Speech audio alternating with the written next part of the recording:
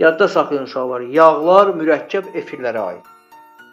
Yağ niyə mürəkkəb efirdir uşaqlar? Çünki yağın tərkibi turşudan və spirtdən yaranır. Yağın tərkibi spirt və turşudur. Spirt, turş. Uşaqlar, kimyaçılar olub Chevreul və Berthelot. Chevreul və Berthelot yağların quruluşunu öyrəniblər. Chevreul öyrənib ki, yağı hidroliz eləyib, görüb yağ hidroliz olunanda gliserin verir, bir də ali karbon turşusu verir. Deməli, yəni o yağları hidroliz etməklə gliserin və ali karbon turşuları alıb, əksinə Berthelot isə gliserin və ali karbon turşularından yağ sintez edir. Yəni bunlar öyrəniblər. Onda deməli biz deyirik ki, yağın tərkibi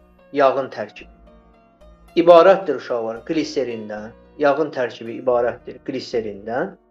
Bir də ibarətdir ali karbon turşuları. Ali karbon turşuları.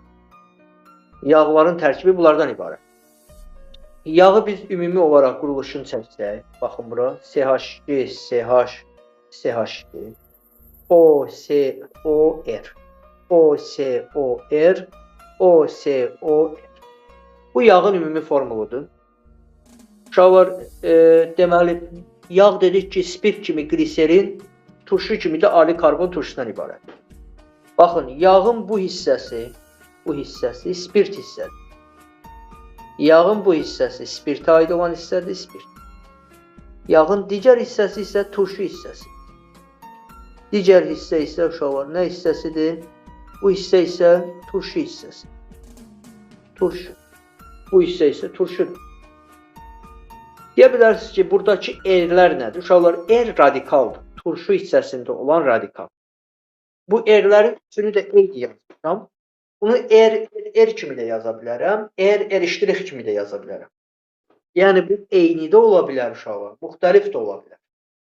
Bu radikallar eyni də ola bilər, müxtəlif də ola bilər. Əgər radikallar eyni olsa, yəni belə deyək də, yağ eyni turşu qalıqlarından təşkil olunsa, bu yağ sadə yağdır.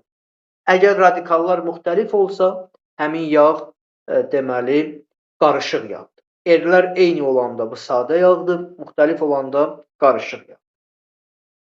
Uşaqlar, gəlin bir yağ yazaq, baxaq və bir şey də yadda saxlayın. Yağlar bərk və maye halda ola bilir. İndi onlardan da deyərəm. Uşaqlar, yadda saxlayın, bərk yağların tərkibindəki turşular doymuş turşulardır. Məsələn, bu ola bilər palmitin olsun. Palmitinin formulu necə idi?